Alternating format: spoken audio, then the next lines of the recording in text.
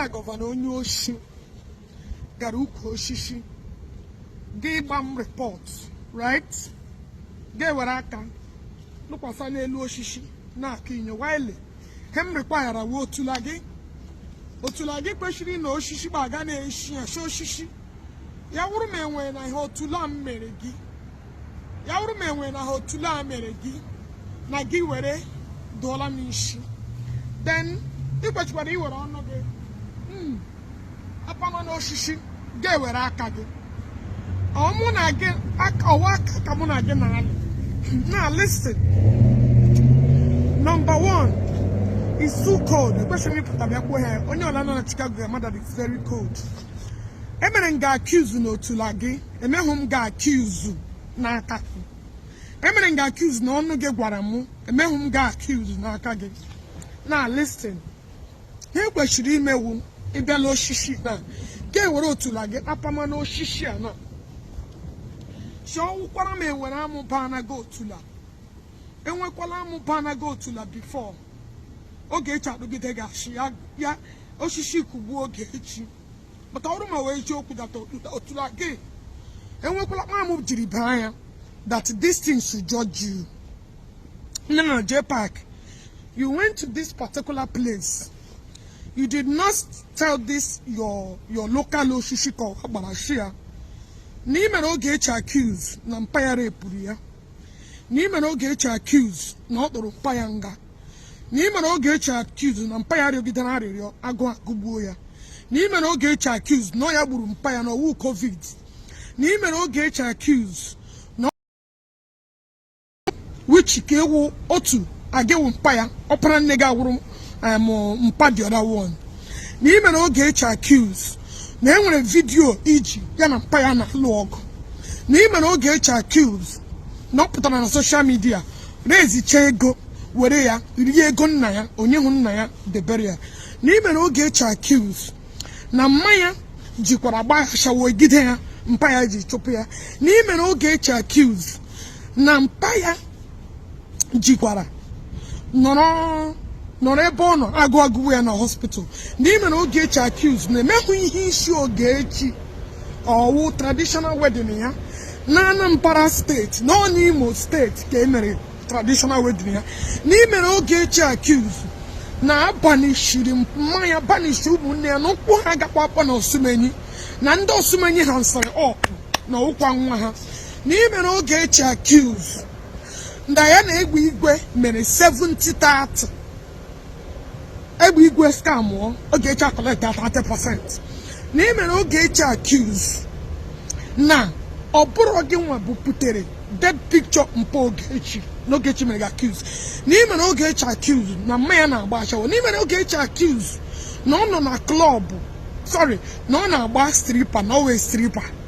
N'ime na Ogechi accused na ọ mụrụ 3 different men nwa. N'ime na Ogechi accused na Ogechi ji NGO ya scam ndị mmadụ rie ego ha. By then you kwuchazi all this thing ga-abịa gazie n'oshishi ahụ ya wụrụ ma everything you kwuru na ọwa eziokwu gbasara Ogechi chere na-atụgide na oshishi ahụ na ya kugbuo mụ na ọrụkwana na ọwa ashi that this propaganda Igbo the whole bloggers a na-ebu ya na ọ wụrụ ma ọwụkwa na eziokwu na ihe a na-egeni na echebewe gị. But na ọ wụrụ na everything ị na-ekwu eziokwu ka oshishi a chebe gị. But na ọ wụrụ na ọwa ashi na ya kugbuo gị. So you need to go back there. Je were otula gị ohume shiana na mshi na a na-ara gị dị ike na a na-ebe ndị gị. Akwa ịchọrọ ịga n'omenala. And number one is that ị gara na chọọchị ga-agba akwụkwọ barely a month ago. Ga-abịazie na agbara gazie ebe agbara nwetara gị justice. You cannot serve 2 masters at a time. Choose the one you will serve. And another one, nke ka ibe ya wụ mụ na gị shi na mba na-ese iwe onye ụkpọ awụ m onye Osumenyi. This mba na-ese mere anyị ji wụrụ one accord.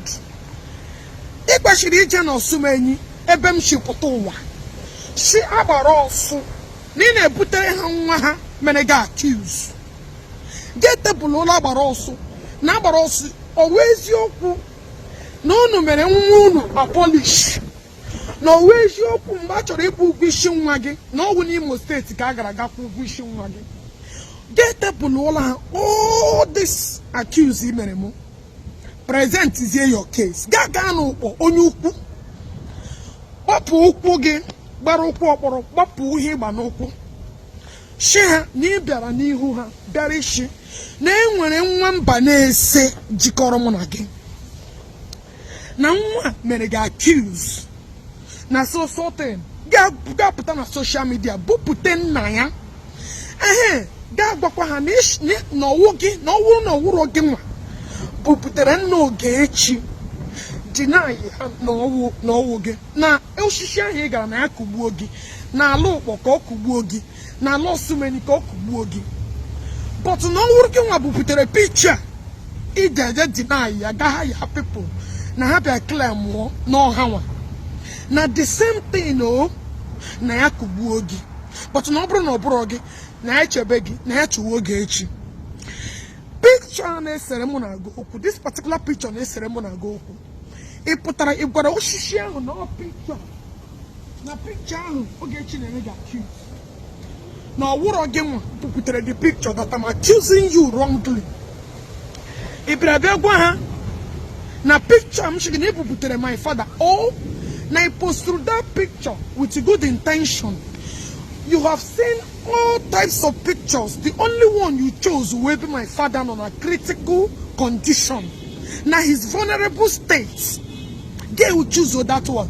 Now because they like it. In to wish you Okeke Dr. Professor Timothy Okeke rest in peace. Because we may have because in a mom saga to use it to mock me and give it to my enemy. All these things in video. You need to go back and start from the beginning and state it facts.